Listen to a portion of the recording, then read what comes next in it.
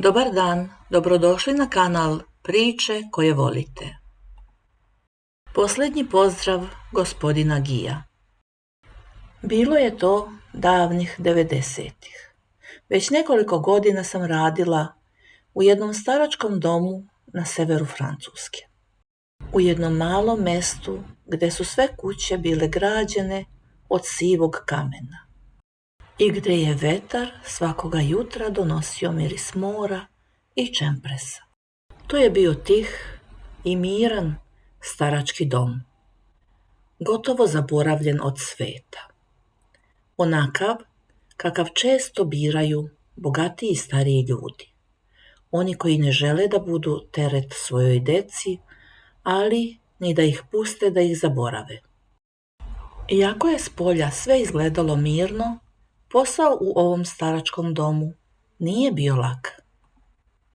Bilo je tu svega, i tuge, i smeha, i tišine, i zahvalnosti, ali i ogorčenosti. Ljudi su polako nestajali pred našim očima, dan po dan, kao da se gase iznutra. Ali svako od njih je nosio svoju priču. Život koji je jednom bio važan, bučan i pun energije. Tog jutra, kada sam prvi put upoznala gospodina Gija, bio je sunčan dan, ali svetlost u njegovoj sobi bila je hladna. Ležao je u velikom krevetu, uredno pokriven. Nekoliko aparata je bilo poređano oko njegovog kreveta. Na prvi pogled, čovjek koji bi u svakoj drugoj situaciji izgledao dostojanstveno, i tada je, uprkos svemu, imao tu neku tihu eleganciju. Seda, kratko podšišana kosa, uvek lepo obrijan, u pidžami koja je mirisala na čistoću. Dobar dan, gospodine Gi, rekla sam, noseći mu doručak. Dobar je, gospođo, ali ne i meni, odgovorio je tiho, s osmehom koji se nije video u njegovim očima. U početku nismo mnogo razgovarali. Bio je rezervisan, ali ljubazan. Kasnije sam od njega saznala da je nekada bio bankar, poznat i cenjen, da je imao suprugu i 3 dece, 2 sina i ćerku. Bio je to čovjek koji je od života uzeo sve što se moglo uzeti radom i trudom. Kupio je svima kuće, automobile, dao im obrazovanje i posao. Jednoga dana mi je rekao, sve sam im omogućio, ali izgleda da sam im oduzeo ono najvažnije, potrebu da dođu da me vide.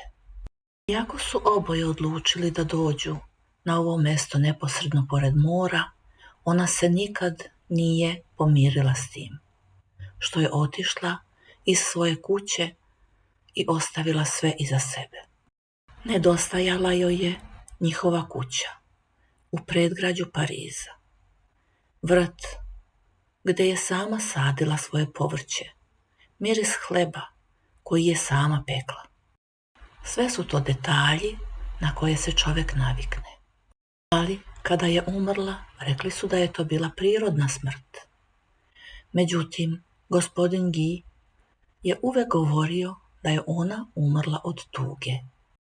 Soba u kojoj je ležao bila je čista, ali hladna, što nije odgovaralo jednom čovjeku poput gospodina Gija.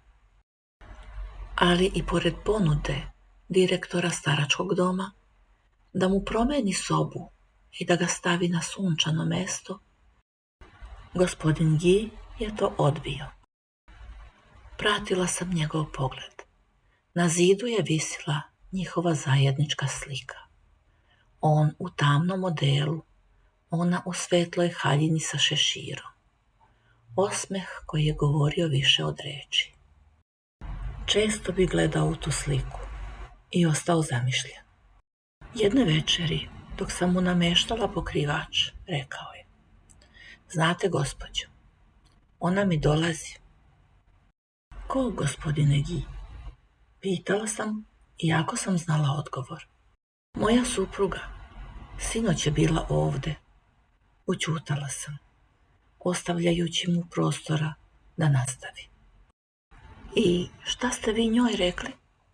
Upitala sam pažljivo. Rekao sam joj da iako mi mnogo fali, da još nisam spreman i da ne mogu. Dobro ste uradili, gospodine Gi. Nasmiješila sam se onim blagim osmehom koji daje utehu, ali ne protivureči. Nisam znala da li da mu poverujem u to što je rekao. Jer ovo nije bio prvi put da sam ovako nešto čula od stanara ovog staračkog doma. Obično ljudi koji su na kraju puta često vide ono što drugi ne mogu.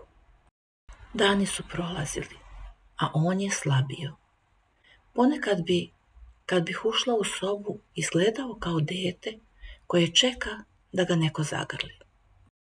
Vidite, rekao mi je jednog dana, imam 3 dece, a nikoga da me poseti. Jedva da mi se jave telefonom. Možda su zauzeti, pokušala sam da ga utešim. Zauzeti, nasmejao se gorko, uvek su zauzeti. Kad sam bio mlad, mislio sam da će im ljubav prema meni biti zahvalnost za sve što sam im dao. Ali izgleda da zahvalnost ne traje duže od 1 generacije. Ćutala sam, nisam imala odgovor. S vremenom naučiš da u staračkom domu ne daješ prazne reči. Nema tu, bit će bolje. Za mnoge to bolje više ne dolazi. Te noći, dok sam zatvarala vrata njegove sobe, rekao je tiho, gospođo, ako je vidite, recite joj da još nisam spreman. U danima koji su sledili, sve je postajalo tiše. Po hodnicima se čuo samo ritam koraka medicinskih sestara i povremeno škripanje kolica. Nekim stanarima su dolazili rođaci, donosili cveće i kolače, ali kod gospodina Gija nije bilo nikoga. Jednog popodneva zatekla sam ga kako gleda kroz prozor. Nebo je bilo olovno plavo. Kiša je lagano padala. Danas je stvarno lep dan, rekao je. Pa baš i nije, gospodine Gi. Kiša pada. Da, ali ima dana kada kiša donosi mir. Danas je jedan od tih dana. Sela sam pored njega. Znala sam da ima mnogo toga za reći. Znate, ponekad se pitam, rekao je posle duge tišine, da li sam pogrešio što sam im sve dao. Možda sam ih time naučio da ne traže ništa sem koristi. Niste pogrešili, gospodine Gi. Ljubav se ne meri onim što dobiješ nazad, rekla sam tiho. Malo se nasmešio. Vi ste mladi, verujete u te reči. Ljubav. Zastao je. Ljubav je dobra dok ima ko da je primi. U njegovim rečima bilo je nešto teško, ali istinito. Kasnije te večeri, kada sam obilazila sobe, zatekla sam ga budnog.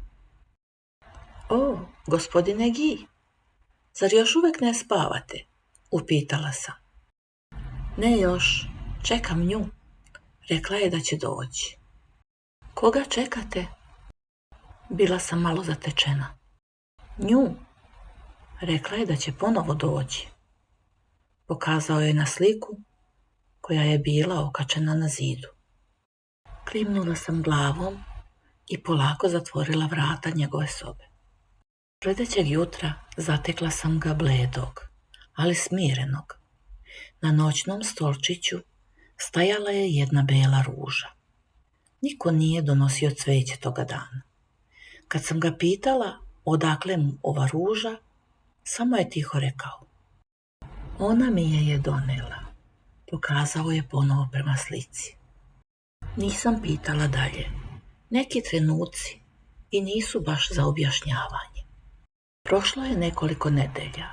Njegovo stanje se pogoršavalo. Doktori su govorili da je samo pitanje dana kada će nas napustiti. Ali on se i dalje držao, kao da je nekoga čekao. Te posljednje večeri bila sam u noćnoj smeni. Hodnici su bili polumračni. Čulo se samo disanje onih koji su bili povezani na aparate i tihi šum ventilacije. Ušla sam u njegovu sobu da proverim da li spava. Ležao je mirno, oči otvorene i gledao je u plafon. Gospodine Guy, prošaputala sam, vreme je za spavanje. Gospođo, znate li da neki ljudi ne umiru odmah? Oni samo sede i čekaju da ih neko pozove. Sela sam na stolicu pored njega. Ko vas je zvao, gospodine Guy? Ona? Noćas? I hoćete li ići sa njom? Ne znam, možda. Umoran sam od svega ovoga i ležanje mi je postalo teret. Klimnula sam samo glavom s razumevanjem za ono što je rekao. U tom trenutku vetar je zalupio prozor. Svetlo je zatreperilo. Nisam se ni pomerila. Samo sam osjetila kako soba postaje hladnija. Pogledala sam prema slici na zidu. Činilo mi se da je njen osmeh postao mekši, življi. Gospodine Guy, slušajte me pažljivo. Ako sljedeći put dođe, rekla sam mu tiho, recite joj da ide tamo odakle je došla. Naročito ako vas zove da idete sa njom. Okrenio je svoju glavu prema meni i pogledao me pravo u oči. Kako znate da me je zvala? Nisam odgovorila. Samo sam ga lagano potapšala po ruci. Nas 4 smo bile te večeri u smeni.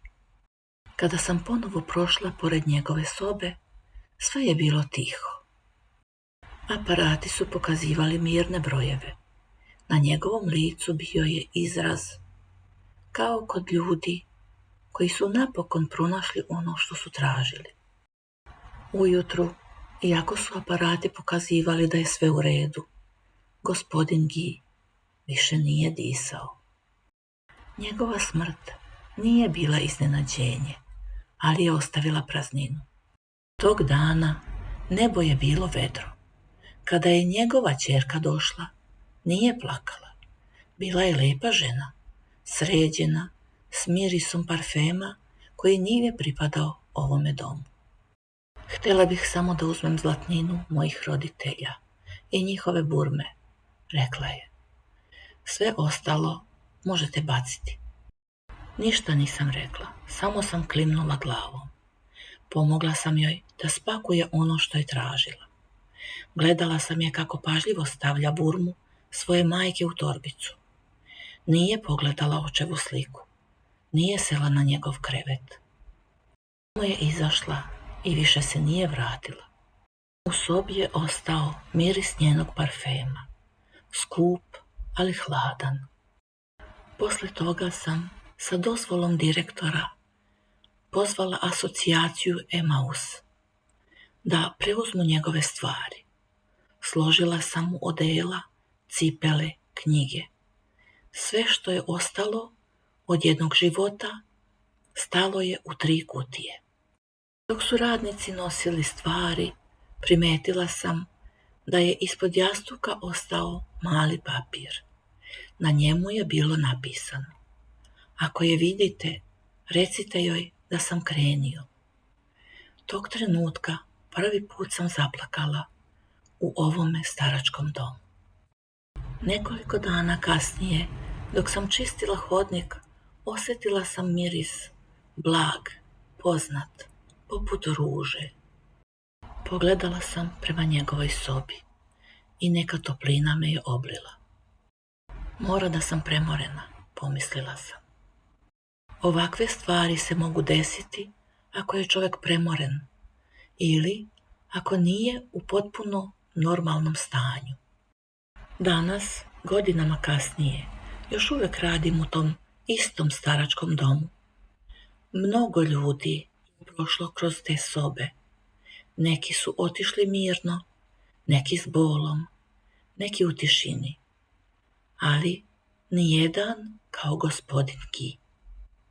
Kao i gospodin Guy i drugi stanari ovog staračkog doma otišli su tamo na mesto gdje ljubav ne traži zahvalnost, gdje deca ne zaboravljaju, gdje ruže ne venu.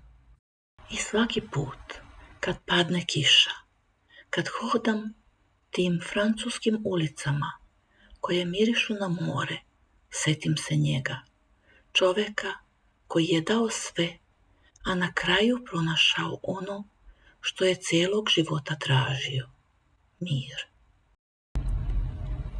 Nadam se da će vas ova priča inspirisati.